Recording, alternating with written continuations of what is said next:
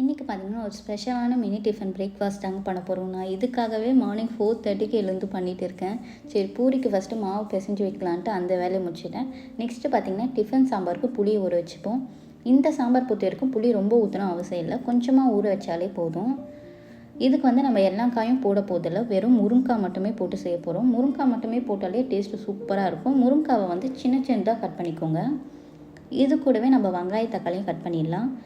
இந்த சாம்பாருக்கு பருப்போட அளவு பார்த்திங்கன்னா ஒரு சின்ன கிளாஸில் பருப்பு எடுத்துருக்கேன். அதே கிளாஸில் சிறு பருப்பும் எடுத்து ரெண்டுமே வாஷ் பண்ணிவிட்டு அதில் நம்ம நறுக்கி வச்சுருந்த வெங்காயம் அண்ட் முருங்காவை சேர்த்து இந்த பருப்பு வேகிற அளவுக்கு தண்ணி ஆட் பண்ணிவிட்டு ஒரு 3 விசில் விட்டு எடுத்துக்கிறேன். இந்த பக்கம் நம்ம பொங்கலுக்கு ரெடி பண்ணிப்போம். பொங்கலுக்கு பார்த்திங்கன்னா இந்த கிணத்துல பாதி பச்சரிசி அண்ட் பாதி சிறுபருப்பு ரெண்டுமே ஈக்குவலாக எடுத்து வாஷ் பண்ணி வச்சுருக்கேன். இதில் 2 டேபிள் ஸ்பூன் நெய் சேர்த்துட்டு தண்ணியோட அளவு பார்த்திங்கன்னா எந்த கிணத்துல அரிசி பருப்பு எடுத்தோமோ அதே கிணத்துல 3.25 அளவுக்கு தண்ணி ஆட் பண்ணிவிட்டு ஒரு 4 விசில் விட்டு எடுத்துக்கலாம். இப்போ ஒரு கடாய் எடுத்து அதில் கொஞ்சமாக ஆயில் ஆட் பண்ணிட்டு கருவேப்பிலை அண்ட் தக்காளி ஆட் பண்ணிக்கிறேன். இது கூடவே நம்ம ஊற வச்ச புளி தண்ணியும் ஆட் பண்ணிவிட்டு இந்த சாம்பாரை பொறுத்த வரைக்கும் லைட்டாக ஒரு ஸ்வீட் டச் இருக்கும். அதுக்காக நான் ஒரே ஒரு துண்டு மட்டும் வெல்லமும் ஆட் பண்ணிக்கிறேன். இதுக்கப்புறம் நம்ம வேக வச்சு எடுத்து வச்ச பருப்பை ஆட் பண்ணிவிட்டு இந்த சாம்பாருக்கு தேவையான தண்ணி ஆட் பண்ணிவிட்டு கொஞ்சமாக மஞ்சள்தூள் அண்ட் சால்ட் ஆட் பண்ணி நல்லா கொதிக்க விட்டுக்கலாம்.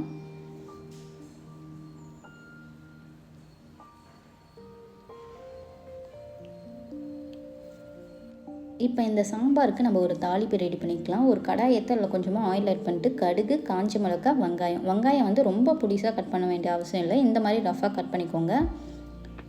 இது கூட கொஞ்சமாக பெருங்காயத்தூள் அண்ட் 2 டேபிள் ஸ்பூன் சாம்பார் பொடி ஆட் பண்ணிக்கிறேன். சாம்பார் பொடி ஆட் பண்ணும்போது ஸ்லோவில் வச்சு குக் பண்ணுங்கள், இல்லைன்னா தீஞ்சிரும்.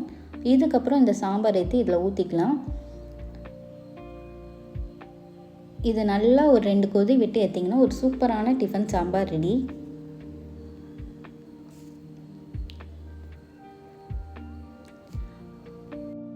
பொங்கலை பொறுத்த வரைக்கும் தண்ணியோட அளவு கரெக்டாக வச்சாலே கீழே அடியும் பிடிக்காது. அதேமாரி அரிசி பருப்பும் நல்லா வெந்து கிடைக்கும். நான் சொன்ன ரேஷியோலே தண்ணியோட அளவு வச்சுக்கோங்க. இப்போ நம்ம இந்த பொங்கலுக்கு தாளிப்பு ரெடி பண்ணிக்கலாம். நெய் ஊற்றிட்டு சீரகம், மிளகு, இஞ்சி, கருவேப்பிலை அண்ட் பொங்கல்லாம் முந்திரி இல்லாமல் எப்படி முந்திரியும் தாராளமாக போட்டு ஒரு தாளிப்பு ரெடி பண்ணி அந்த பொங்கலில் நம்ம கொட்டிக்கலாம்.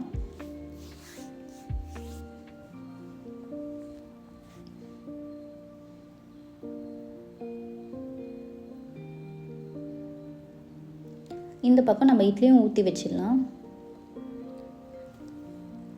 இப்போ நம்ம சட்னிலாம் பண்ணி எடுத்துப்போம். ஃபஸ்ட்டு தேங்காய் சட்னிக்கு தேங்காய், பொட்டுக்கடலை, பச்சை மிளகா, கொஞ்சமாக சால்ட்டு, அது கூடவே தண்ணி ஆட் பண்ணி மிக்ஸியில் அரைச்சி எடுத்துப்போம். கார சட்னிக்கு கொஞ்சமாக ஆயில் ஆட் பண்ணிவிட்டு வெங்காயம், உளுந்து, ஒரு 3 காஷ்மீர் ரெட் சில்லி, ஒரு 3 நார்மல் ரெட் சில்லி, இது கூடவே தக்காளி ஆட் பண்ணி நல்லா வதக்கி அரைச்சி எடுத்துக்கலாம். இப்போ புதினா சட்னிக்கு பார்த்திங்கன்னா கொஞ்சமாக ஆயில் ஆட் பண்ணிவிட்டு உளுந்து, ஒரு 2 காஞ்ச மிளகா, அது கூடவே புதினா, ஒரு சின்ன துண்டு புளி, இதெல்லாம் சேர்த்து நல்லா வதக்கிட்டு இது கூட கொஞ்சமாக தேங்காய் வச்சு அரைச்சி எடுத்துப்போம். நம்மளோட 3 சட்னியும் அரைச்சி எடுத்தாச்சு. இப்போ இந்த 3த்துக்குமே ஒரே தாளிப்பாக ரெடி பண்ணி நம்ம மேலே போட்டுக்கலாம்.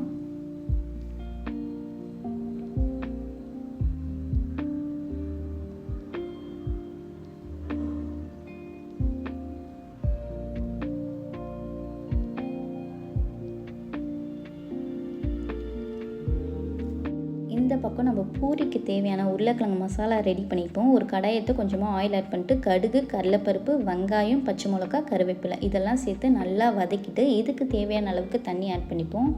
இது கூட கொஞ்சமாக மஞ்சள்தூள், சால்ட்டு இதெல்லாம் ஆட் பண்ணி நல்லா ஒரு கொதி வந்ததுக்கப்புறம் நம்ம வேக வச்சு மசிச்சு வச்சுருக்க உருளைக்கிழங்கு சேர்த்துக்கலாம். இந்த பூரி கிழங்கோட சீக்ரெட்டே என்ன பார்த்தீங்கன்னா, ஒரு டேபிள் ஸ்பூன் கடலை மாவு எடுத்துக்கோங்க. அது வாட்டரில் மிக்ஸ் பண்ணிவிட்டு இதில் ஆட் பண்ணிவிட்டு ஒரு 5 to 10 மினிட்ஸ் ஸ்லோ ஃப்ளேமில் வச்சு குக் பண்ணி எடுத்திங்கன்னா கிழங்கு கெட்டியாவது மட்டும் இல்லாமல் டேஸ்ட்டும் சூப்பராக இருக்கும். இப்போ நம்ம கேசரி ரெடி பண்ணிடலாம். இதுக்கு பார்த்திங்கன்னா ஒரு பேன் எடுத்து அதில் கொஞ்சமாக நெய் ஆட் பண்ணியிருக்கேன். அதில் முந்திரி ஆட் பண்ணி ஃபஸ்ட்டு நல்லா ரோஸ்ட் பண்ணி எடுத்துக்கிட்டேன். இதுக்கு பார்த்திங்கன்னா நான் 1 கிளாஸ் அளவுக்கு ரவை எடுத்துருக்கேன். அதே நெய்யில் ரவையை ஆட் பண்ணிவிட்டு ஸ்லோ ஃப்ளேமில் வச்சு ஃபஸ்ட்டு ரோஸ்ட் பண்ணி எடுத்துக்கிறேன். இதோட தண்ணி அளவு பார்த்திங்கன்னா எந்த கிளாஸில் ரவை எடுக்கிறோமோ அதே கிளாஸில் வந்து 3 கிளாஸ் அளவுக்கு தண்ணி ஆட் பண்ணிக்கிறேன். கலருக்காக கொஞ்சமாக கேசரி பவுட்ரு. இது நல்லா கொதி வந்ததுக்கப்புறம் ரவையை ஆட் பண்ணிவிட்டு கை விடாமல் நல்லா மிக்ஸ் பண்ணி எடுத்துக்கோங்க. ரவை சூப்பராக வெந்து வந்துடும். இந்த ஸ்டேஜில் பார்த்திங்கன்னா எந்த கிளாஸில் வந்து நம்ம ரவை ஏற்றமோ அதே கிளாஸில் 1 கிளாஸ் அளவுக்கு சுகர் ஆட் பண்ணிக்கிறேன். சுகர் ஆட் பண்ணிவிட்டு கொஞ்சம் கொஞ்சமாக நெய்யும் ஆட் பண்ணிவிட்டு இதை நல்லா மிக்ஸ் பண்ணி எடுத்துக்கோங்க. லாஸ்ட்டாக வந்து நம்ம வறுத்து வச்ச முந்திரியும் சேர்த்து இறக்கிக்க வேண்டியது தான். இந்த பக்கம் பூரியும் நம்ம சுட்டு எடுத்துக்கலாம்.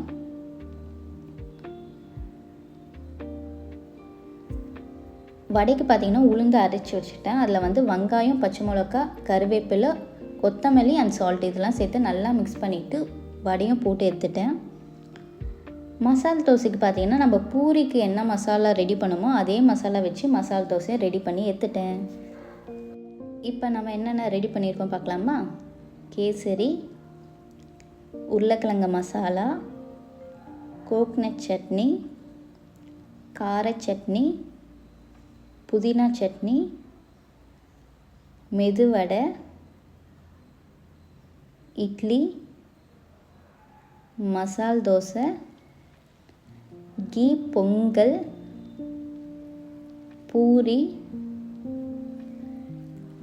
டிஃபன் சாம்பார், தென் சூடான காஃபியும் போட்டு வச்சுருக்கேங்க. இன்றைக்கி பார்த்தீங்கன்னா இந்த சூப்பரான மினி டிஃபன் காம்போ தான் ரெடி பண்ணேன். இதில் என்னோடய மோஸ்ட் ஃபேவரட் பார்த்திங்கன்னா இந்த 3 வகை சட்னி, கேசரி அண்ட் பூரி கிழங்கு அல்டிமேட்டு. ட்ரை பண்ணிவிட்டு நீங்களும் எப்படி இருக்குன்னு சொல்லுங்கள். பாய்.